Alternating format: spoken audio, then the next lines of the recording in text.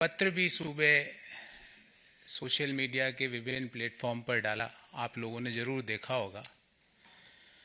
और उस पत्र में मैंने अपने दिल की सारी व्यथाएं, इश्यूज़ जो मैं समय समय पर कांग्रेस पार्टी की लीडरशिप को अवगत भी कराता था, वो मैंने सारे उसमें लिख दिए।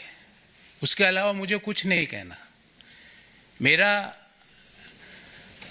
दृष्टिकोण शुरू से ये रहा है कि भगवान श्री राम का मंदिर बने, न्योता मिले और हम न्योते को कांग्रेस पार्टी लिख के भेजे कि हम नहीं जाएंगे, मैं इसे स्वीकार नहीं कर सकता। देश में मैं अर्थशास्त्र का विद्यार्थी हूँ, बड़े समय तक अर्थशास्त्र और वित्त देश के प्रतिष्ठित संस्थाओं में पढ़ाया भी है मैंने। सुबह से शाम वेल्थ क्रिएटर्स को गाली, उन नीतियों को गाली, निजीकरण, उदारीकरण, वैश्वीकरण, जो पूरी दुनिया मानती है कि जो डॉक्टर मनमोहन सिंह जी और पीवी नरसिम्हा राव जी की सरकार ने किया, उन नीतियों को गाली। कोई बिजनेस करे उसको गाली, कोई विनिवेश में पार्टिसिपेट करे उसको गाली, एयर इंडिया कोई कंपनी खरीदे तो वो गलत। तो मुझे लगता है कि कहीं ना कहीं जो नीतियां हैं और जो इश्यूज हैं उसको कांग्रेस पार्टी टैकल करने में कहीं ना कहीं बड़े गैप उसके अंदर आ रहे हैं। और मैंने अपनी चिट्ठी में भी ये लिखा है। और मैंने प्रमुख कारण ये बताया कि मेरे में इतनी ताकत नहीं है कि मैं सुबह से शाम बैठकर वेल्थ क्रिएटर्स को गाली देता फिरूं, मैं नहीं दे सकता। मेरे में इतनी ताकत नहीं है कि जब सनातन धर्म के ऊपर सवाल उठाए और मैं चुपचाप बैठ जाऊं, मेरे से नहीं होगा। कांग्रेस पार्टी के नेताओं ने, कांग्रेस पार्टी के जो अलायंस पार्टनर्स हैं, उन्होंने सनातन धर्म के ऊपर बड़े बड़े प्रश्न उठाए, क्यों उसका जवाब नहीं दिया गया? एक इश्यू तो आप छोड़ नहीं सकते ना, उस इश्यू को तो आपको जवाब तो देना पड़ेगा। मैंने सारे विस्तार से ये सारी बातें इस चिट्ठी में लिखी है। मैं आदरणीय संजय मयूख जी से आग्रह करूंगा कि मेरी इस चिट्ठी की एक प्रति आपको जरूर दें, ताकि आपको पता लगे कि मेरा इश्यू बेस्ड रिजर्वेशंस क्या थे। और मैं महाभारत के इस छंद से अपने आप को हमेशा रेगुलेट और डायरेक्ट करता हूं, जो मैंने इस चिट्ठी में भी लिखा है। धर्म एवं हतो हंति धर्मो रक्षति रक्षित, तस्य धर्मो न हंतव्यो मा नो धर्मो हतो वधित। अर्थात धर्म के मामले में आप चुप्पी साध लो, जो गालियां दे रहे हैं सनातन को आप चुप्पी साध लेते हो, वेल्थ क्रिएटर्स को जो गाली दे रहा है आप चुप्पी साध लेते हो और उल्टा गालियां दे रहे हो। देश में वेल्थ क्रिएशन जुर्म नहीं हो सकता। देश में जो नीतियां उदारीकरण की, निजीकरण की, वैश्वीकरण की नीतियां हैं, वो गलत नहीं हो सकती। आज आप इसलिए उन चीजों को गलत बोलते हो क्योंकि वो एक ऐसे व्यक्ति उन चीजों को आगे लेके जा रहा है जिनको आपको सुबह से शाम गाली देनी है। मैंने कम से कम 300-400 प्रेस वार्ताएं करी है साथियों, आपने भी कहीं ना कहीं मुझे जरूर देखा होगा। मैंने इश्यू बेस्ड रिजर्वेशंस पे बात करी है, व्यक्ति परक्ष आरोप आलोचनाएं नहीं करी है। व्यक्तियों के बारे में राजनीतिक पार्टियों पे आक्षेप नहीं होते। राजनीतिक पार्टियां आइडियोलॉजीज पर आधारित होती है और जो आइडियोलॉजीज पर मैं ये सोच के कांग्रेस पार्टी, जिस आइडियोलॉजी को सोच के मैंने ज्वाइन किया था कि नए आइडियाज का, इंटेलेक्चुअल आइडियाज का, नए सोच का वहां पर सम्मान होगा, पर नए सोच का, नए आइडियाज का, नए लोगों को सम्मान छोड़ के क्रश करने की प्रक्रिया भारत को आगे नहीं ले जा सकती।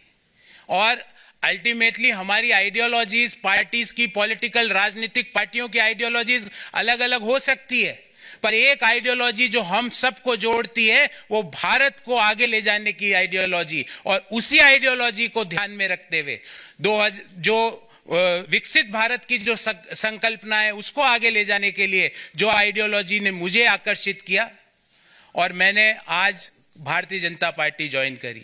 मुझे उम्मीद है मैं अपनी योग्यता का, अपने ज्ञान का, अपनी समझ का प्रयोग भारत को आगे ले जाने में जरूर भारतीय जनता पार्टी के माध्यम से कर पाऊंगा।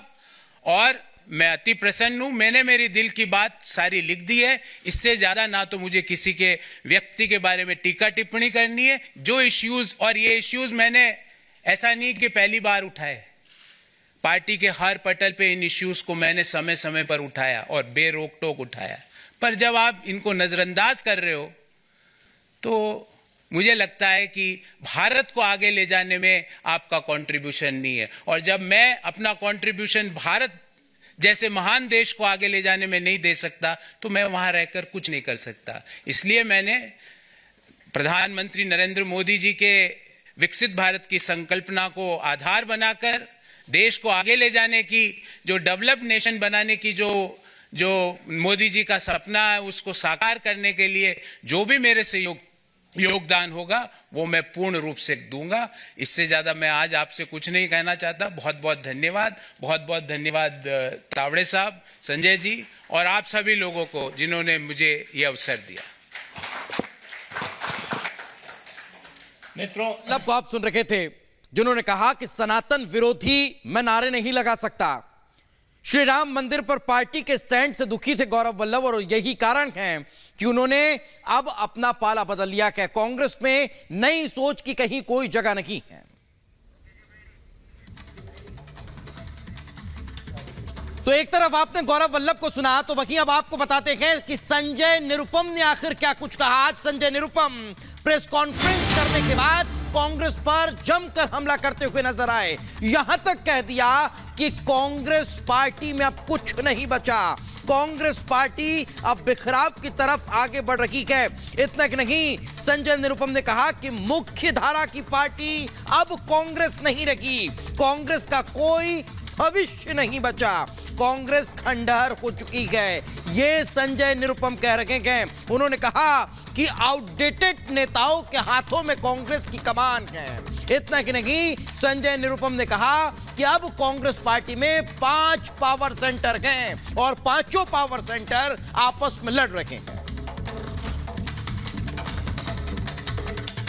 इस समय कांग्रेस पार्टी में 5 पावर सेंटर्स हैं।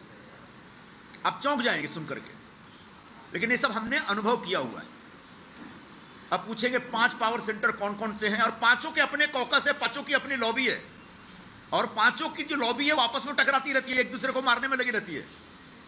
और उसमें बहुत सारे लोग, हमारे जैसे लोग जो किसी भी लॉबी का कोई बाहरी हिस्सा नहीं है, वो अक्सर तकलीफ में रहते हैं। और मैं अकेला नहीं, ऐसे लाखों लोग हैं कांग्रेस पार्टी से जुड़े। तो जो 5 पावर सेंटर है उसमें सबसे पहले तो परम आदरणीय सोनिया गांधी जी का एक पावर सेंटर है, उनके आसपास के लोग हैं। दूसरे आदरणीय राहुल गांधी जी का भी एक अपना पावर सेंटर है, उनके आसपास भी एक कोठरी है जो अपनी दुकान चलाता रहता है। फिर बहन जी की भी एक अपनी कोठरी है, वो अपने ढंग से एक्सर्ट करती रहती हैं, अपना पावर एक्सर्ट करती रहती हैं। अध्यक्ष महोदय हैं, उनकी भी एक अपनी, उनका भी एक पावर सेंटर बन गया है। उनके आसपास जो लोग हैं वहां तो ऐसे ऐसे लोग हैं जिनके पास कोई राजनीतिक अनुभव नहीं, कोई राजनीतिक आधार नहीं, अचानक उनके साथ जुड़ के वो हाईकमान बन गए और इस तरह की बातें करते, इस तरह की भाषा का इस्तेमाल करते जो मैं आपके सामने यहां प्रस्तुत नहीं कर सकता। और आखिरी एक जो पावर सेंटर है जनरल सेक्रेटरी ऑर्गेनाइजेशन का, वेणुगोपाल जी का, वो भी एक पावर सेंटर बना हुआ है भाई। वो भी अपने ढंग से अपनी राजनीति करते रहते हैं।